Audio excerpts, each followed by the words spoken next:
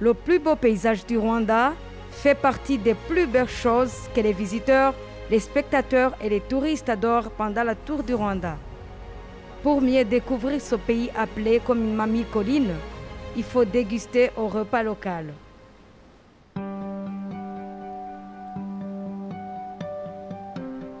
Je m'appelle Jean-Paul Mushimimana. Je suis le chef cuisinier du célèbre Kim Hotel de Kigali. Aujourd'hui, je vais vous préparer un plat typique rwandais, un repas traditionnel du pays des 1000 collines. Ce plat national est à base de manioc, d'haricots et de légumes verts.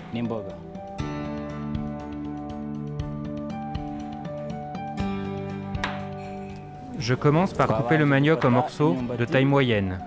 Ensuite, je les plonge dans l'eau bouillante. Le temps que le manioc blanchisse, j'en profite pour préparer les haricots rouges.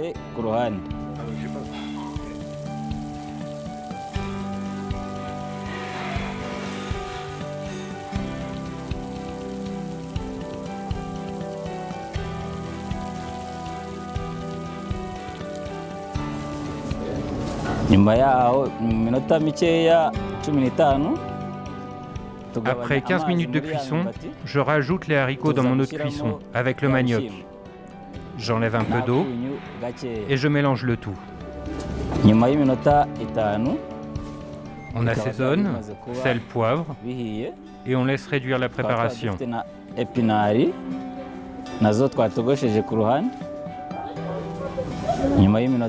Après réduction, je rajoute les légumes verts. Je dresse et mon assiette est prête. En seulement 25 minutes, vous avez un repas traditionnel rwandais.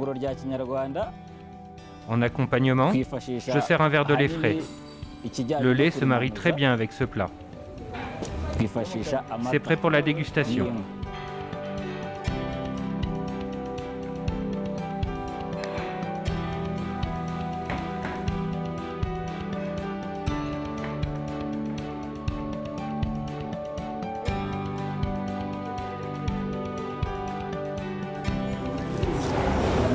Merci de m'avoir suivi pour la préparation de ce repas typique du pays des 1000 collines.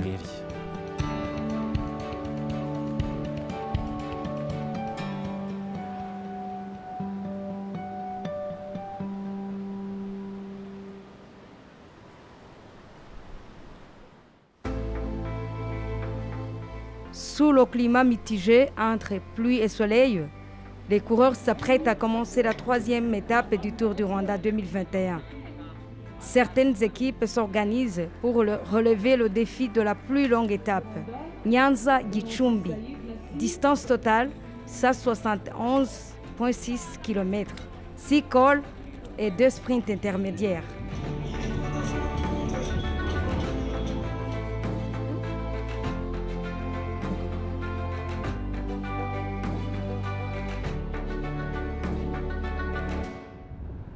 À 9 h, le départ réel a été donné. Les coureurs restent groupés jusqu'à la sortie de la ville de Nyanza. À 1 km de départ, les premières attaques à l'avant du peloton.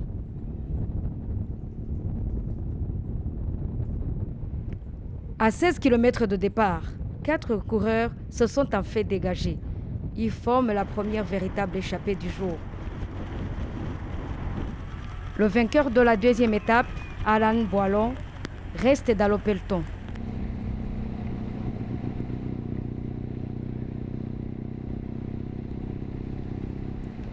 À 145 km de l'arrivée, le coureur rwandais Munyaneza de Bénédiction prend la tête de course.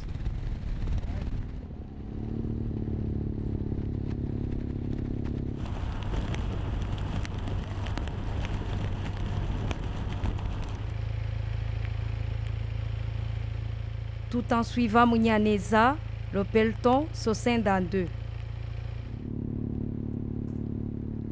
À 134 km de l'arrivée, Tegels de Terteleto, le sprinter de la deuxième étape, prend la tête et gagne le premier sprint de l'étape.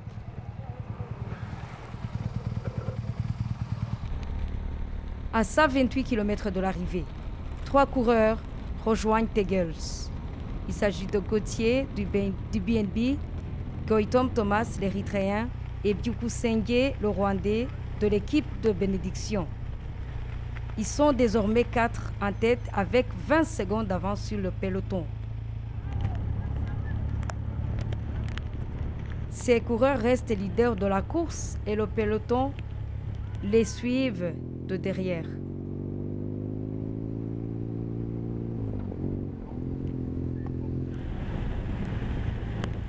À cause d'une crevaison, l'Érythréen Goitom est lâché par les 3 autres coureurs de tête.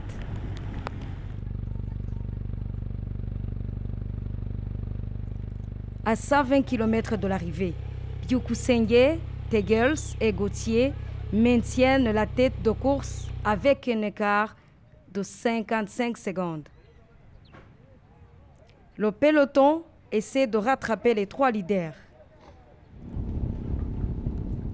Le groupe du maillot jaune Lopez est le meilleur grimpeur de la 2e étape, suit de près la tête de course.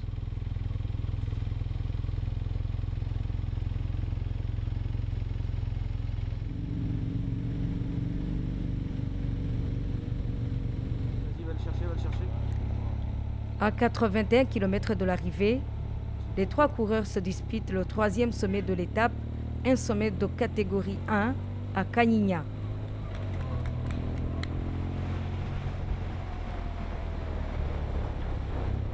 Tegels remporte ce 3e sommet de l'étape.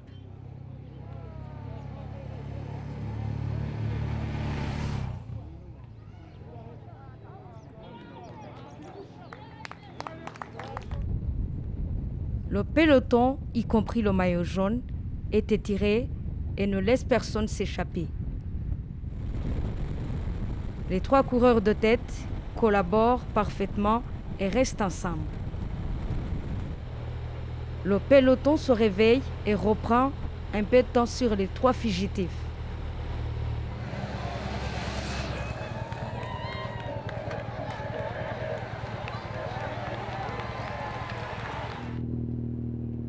À 38 km de l'arrivée, Biuku Senge de bénédiction est en difficulté. Il est lâché par les 2 autres échappés. Gauthier et Tegels sont seuls en tête et l'écart s'avance à 1 minute 30 secondes. Au sommet de Tetelo, le seul hors catégorie, les attaques commencent. À 30 km de l'arrivée, Cyril Gauthier de l'équipe BNB est lâché par Tegels. Ce dernier reste seul au plus long sommet.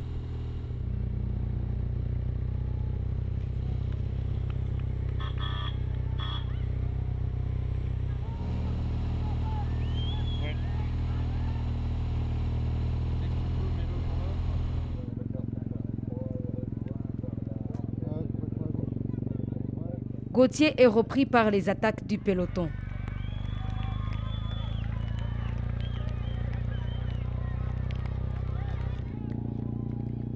Sous la pluie incessante, le sprinter Tegels est repris également par le peloton. Le maillot jaune Umba Lopez est lâché du groupe de la tête. À 28 km de l'arrivée, Quintero Carlos de l'équipe Terenganu mène une attaque.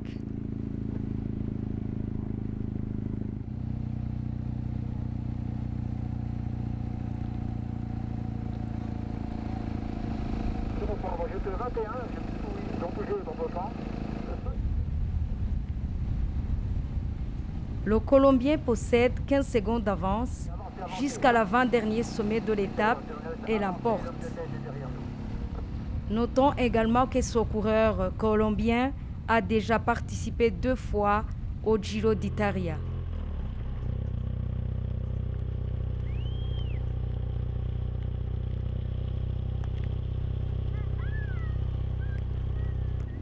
À 20 km de l'arrivée, Quintero reste toujours seul en tête avec 35 secondes d'avance.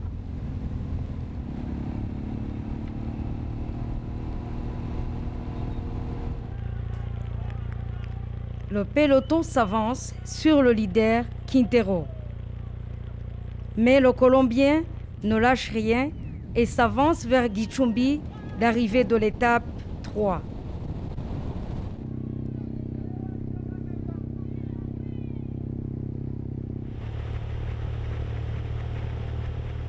Le groupe maillot jaune est à 1 minute et 15 secondes du leader. À 10 km de l'arrivée, l'écart se réduit. Quintero n'a plus que 30 secondes d'avance sur le peloton.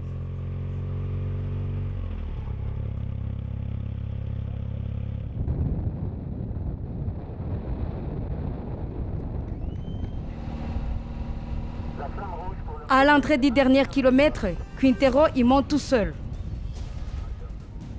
Il monte le coureur colombien pour essayer de gagner l'étape.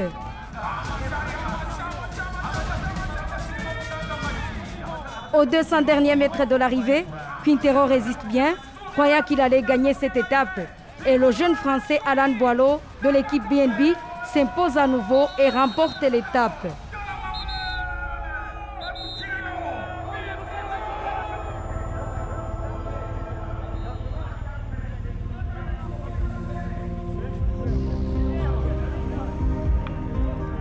Je suis arrivé avec une bonne forme, mais bon, c'est vrai que je ne m'attendais pas à ça et là les jambes sont vraiment bonnes et j'espère que ça va continuer.